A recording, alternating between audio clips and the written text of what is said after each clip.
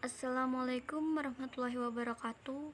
Kepada Bapak dosen pengampu mata kuliah fikih muamalah yang saya hormati dan teman-teman semua yang saya cintai dan saya banggakan. Perkenalkan, nama saya Rohmatun Hasanah, NIM 1519020 dari kelas Hukum Tata Negara A, akan mempresentasikan hasil makalah saya yang berjudul Kontrak Perwakilan atau Akad Wakalah. Langsung saja. Yang pertama, pengertian akad wakalah. Akad wakalah secara bahasa berarti perlindungan atau al-hizb, pencukupan atau al-kifayah, tanggungan atau al-daman, dan pendelegasian atau al-tafwid. Secara istilah, akad wakalah adalah permintaan seseorang kepada orang lain agar menjadi wakilnya dalam sesuatu yang bisa diwakilkan. Yang ketiga, menurut fatwa Majelis Ulama Indonesia, akad wakalah merupakan pelimpahan kekuasaan oleh seseorang kepada orang lain dalam hal-hal yang diwakilkan. Dari ketiga pengertian tersebut, dapat disimpulkan bahwa akad wakalah adalah akad pemberian kuasa dari muwakil kepada wakil untuk melakukan perbuatan hukum tertentu. Selanjutnya, pengertian akad wakalah menurut para ulama. Yang pertama ada menurut ulama Syafi'iyah, mengatakan bahwa wakalah adalah suatu ungkapan yang mengandung suatu pendelegasian oleh seseorang kepada orang lain supaya orang lain itu melaksanakan apa yang boleh dikuasakan atas nama pemberi kuasa. Yang kedua, menurut ulama Hanafiyah, akad wakalah berarti seseorang mempercayakan orang lain menjadi ganti dirinya untuk bertasaruf pada bidang-bidang tertentu yang boleh diwakilkan. Selanjutnya, menurut ulama Malikiyah, wakalah adalah tindakan seseorang mewakilkan dirinya kepada orang lain untuk melakukan tindakan-tindakan yang merupakan haknya, yang tindakan itu tidak dikaitkan dengan pemberi kuasa setelah mati. Sebab jika dikaitkan dengan tindakan setelah mati berarti sudah berbentuk wasiat. Selanjutnya, dalil-dalil akad wakalah. Yang pertama, dalil dari sumber Al-Quran. Ada Quran Surat Al-Kahfi ayat 19 yang memiliki arti, dan demikianlah kami bangunkan mereka agar mereka saling bertanya di antara mereka sendiri. Berkatalah salah seorang di antara mereka, "Sudah berapa lamakah kamu berada di sini?" Mereka menjawab, "Kita berada di sini sehari atau setengah hari." Ada yang berkata lagi, "Tuhan kamu lebih mengetahui berapa lamanya kamu berada di sini. Maka suruhlah salah seorang di antara kamu untuk pergi ke kota dengan membawa uang perakmu ini, dan hendaklah dia lihat manakah makanan yang lebih baik, maka hendaklah ia membawa makanan itu untukmu. Dan hendaklah ia berlaku lemah lembut, dan janganlah sekali-kali menceritakan halmu kepada seseorang pun." Yang kedua, ada Quran Surat Al-Baqarah ayat 283 yang artinya, "Jika kamu dalam perjalanan atau bermuamalah tidak secara tunai, sedang kamu tidak memperoleh seorang penulis, maka hendaklah ada barang tanggungan yang dipegang oleh seorang berpiutang. Akan tetapi jika sebagian kamu mempercayai sebagian orang lain, maka hendaklah yang dipercaya itu menunaikan amanatnya atau hutangnya, dan hendaklah ia bertakwa kepada Allah, dan janganlah kamu para saksi menyembunyikan persaksian, dan barang siapa yang menyembunyikannya, maka sesungguhnya ia adalah orang yang berdosa hatinya, dan Allah Maha mengetahui apa yang kamu kerjakan." Selanjutnya, Quran Surat An-Nisa ayat 35 yang artinya, "Dan jika kamu khawatirkan ada persengketaan antara keduanya, maka kirimlah seorang hakam dari keluarga laki-laki dan seorang hakam dari keluarga perempuan. Jika kedua orang hakam itu bermaksud mengadakan perbaikan, niscaya Allah memberikan taufik kepada suami istri itu. Sesungguhnya Allah Maha mengetahui lagi Maha mengenal. Selanjutnya ada Quran surat Yunus ayat 55 yang artinya, berkata Yusuf, jadikanlah aku bendaharawan negara atau Mesir, sesungguhnya aku adalah orang yang pandai menjaga lagi mengetahui. Selanjutnya, dalil-dalil akad wakalah yang bersumber dari hadis, yaitu hadis riwayat Malik dalam Al-Muwatta menerangkan sebagai berikut, bahwasanya Rasulullah mewakilkan kepada Abu Rafi dan seorang Ansor untuk mewakilkannya mengawini Maimunah binti Al-Harits.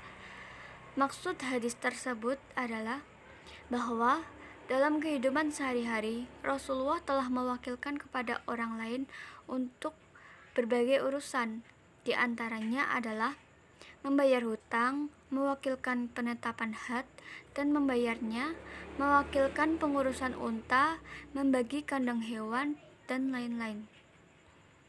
Selanjutnya, dalil akad wakalah yang bersumber dari ijma', yaitu para ulama pun bersepakat dengan ijma' atas diperbolehkannya wakalah. Para ulama bahkan ada yang cenderung mensunahkannya dengan alasan bahwa hal tersebut termasuk jenis ta'awun atau tolong-menolong atas dasar kebaikan dan takwa. Tolong-menolong diserukan oleh Al-Quran dan disunahkan oleh Rasulullah. Dan Rasulullah SAW pun bersabda, dan Allah menolong hamba selama hamba menolong saudaranya. Selanjutnya, yaitu rukun akad wakalah. Menurut jumhur ulama, rukun akad wakalah yang pertama yaitu orang yang mewakilkan atau al-muwakil. Di dalam al-muwakil terdapat beberapa ketentuan, yaitu seseorang yang mewakilkan atau pemberi kuasa disyaratkan memiliki hak untuk bertasaruf atau bertindak pada bidang-bidang yang didelegasikannya. Karena itu, seseorang tidak akan sah jika mewakilkan sesuatu yang bukan haknya. Yang kedua yaitu pemberi kuasa mempunyai hak atas sesuatu yang dikuasakannya. Di sisi lain juga dituntut supaya pemberi kuasa itu sudah cakap bertindak atau mukalaf. Rukun yang kedua yaitu orang yang diwakilkan atau al-wakil. Di dalam al-wakil terdapat beberapa ketentuan. Yang pertama yaitu penerima kuasa perlu memiliki kecakapan akan suatu aturan-aturan yang mengatur proses akad wakalah, sehingga cakap hukum menjadi salah satu syarat bagi pihak yang diwakilkan. Yang kedua yaitu seseorang yang menerima kuasa perlu memiliki kemampuan untuk menjalankan amanahnya yang diberikan oleh pemberi kuasa. Rukun yang ketiga yaitu objek yang diwakilkan. Di dalam objek yang diwakilkan terdapat beberapa ketentuan. Yang pertama yaitu objek haruslah sesuatu yang bisa diwakilkan kepada orang lain, seperti jual beli, pemberian upah, dan sejenisnya yang memang berada dalam kekuasaan pihak yang memberikan kuasa. Yang kedua, para ulama berpendapat bahwa tidak boleh menguasakan sesuatu yang bersifat ibadah badaniyah seperti sholat, dan boleh menguasakan sesuatu yang bersifat ibadah maliyah seperti membayar zakat, sedekah, dan sejenisnya. Selain itu, hal-hal yang diwakilkan itu tidak ada campur tangan pihak yang diwakilkan. Selanjutnya, tidak semua hal dapat diwakilkan kepada orang lain, sehingga objek yang akan diwakilkan pun tidak diperbolehkan bila melanggar syariah Islam. Selanjutnya yaitu rukun yang keempat, siwat. Dirumuskan suatu perjanjian antara pemberi kuasa dengan penerima kuasa, dari mulai aturan memulai akad wakalah ini, proses akad, serta aturan yang mengatur berakhirnya akad wakalah ini. Selanjutnya, isi dari perjanjian ini berupa pendelegasian dari pemberi kuasa kepada penerima kuasa. Dan tugas penerima kuasa oleh pemberi kuasa perlu dijelaskan untuk dan atas pemberi kuasa melakukan sesuatu tindakan tertentu. Selanjutnya yaitu syarat akad wakalah. Syarat akad wakalah ada 3. Yang pertama syarat mewakil. Syarat mewakil disyaratkan agar mewakil adalah orang yang memiliki kekuasaan untuk bertindak dalam apa yang diwakilkannya. Apabila mewakil tidak memiliki otoritas untuk bertindak seperti orang gila dan anak kecil yang belum memayis, maka penunjukan wakil olehnya tidak sah. Yang kedua, syarat wakil. Wakil yang disyaratkan adalah orang yang berakal. Apabila dia adalah orang gila, orang idiot, atau anak kecil yang belum memayis, maka penunjukan sebagai wakil gagal. Yang ketiga, syarat muwakkal fi. Syarat muwakkal fi disyaratkan agar muwakkal fi adalah sesuatu yang diketahui oleh wakil. Selanjutnya, model akad wakalah. Model akad wakalah ada 2. Yang pertama, model akad wakalah mutlaqah, dan yang kedua wakalah al-muqayyadah. Wakalah mutlaqah adalah mewakilkan secara mutlak tanpa batasan waktu atau urusan-urusan tertentu. Model wakalah mutlaqah yaitu pendelegasian secara mutlak. Misalnya sebagai wakil dalam pekerjaan, maka seorang wakil dapat melaksanakan wakalah secara luas, maka melakukan perbuatan hukumnya secara mutlak. Yang kedua, wakalah al-muqayyadah, yaitu penunjukan wakil untuk bertindak atas nama dan urusan-urusan tertentu. Dalam wakalah ini, pihak pertama menunjukkan pihak kedua sebagai wakilnya untuk bertindak dalam urusan-urusan tertentu. Model wakalah muqayyadah atau khusus, yaitu pendelegasian terhadap pekerjaan tertentu. Dalam hal ini, seorang wakil tidak boleh keluar dari wakalah yang ditentukan, maka melakukan perbuatan hukumnya secara terbatas. Selanjutnya yaitu otoritas wakil dalam akad wakalah. Wakil adalah pihak yang menerima kuasa, baik berupa orang maupun yang dipersamakan dengan orang. Jadi, otoritas wakil dalam konsekuensi hukum akad wakalah terdapat 3 macam.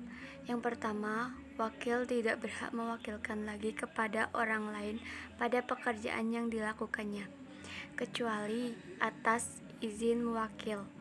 Yang kedua, wakil tidak menjamin kerusakan sesuatu yang diwakilkan kepadanya, kecuali karena kelalaian atau kesengajaan dari pihak wakil.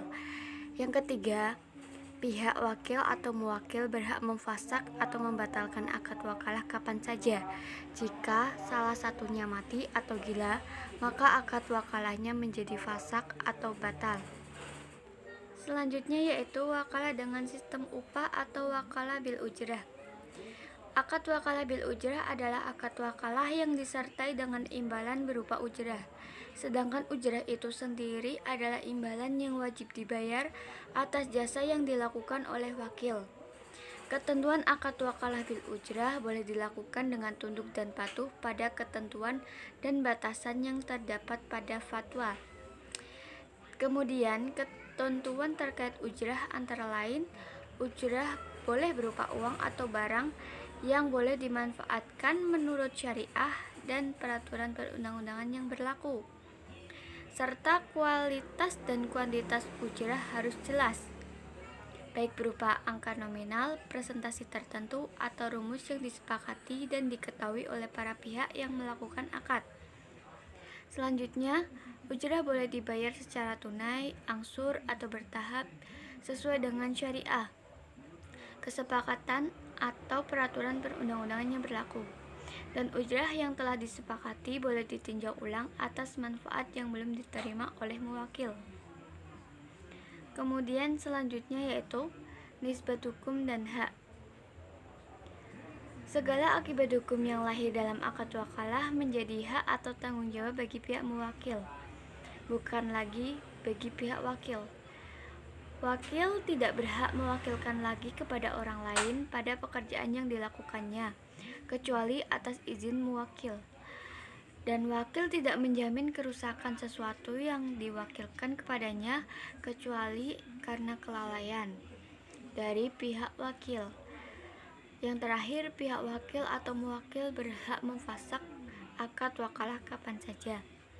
Jika salah satunya mati atau gila, maka akad wakalah menjadi fasak atau batal. Sekian presentasi materi yang dapat saya sampaikan. Kurang lebihnya saya mohon maaf. Wabillahi taufiq wal hidayah. Wassalamualaikum warahmatullahi wabarakatuh.